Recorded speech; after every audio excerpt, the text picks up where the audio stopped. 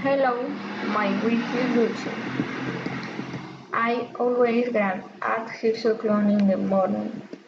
I usually have breakfast at 7:30. I often go to work at 8. I usually start working at 8:30. I hardly ever have lunch at home. I occasionally had lunch with my family. I never leave home without cleaning my teeth. I rarely have dinner about 8 in the evening. I never go to bed before 11 o'clock. I often go to bed at midnight. Thank you.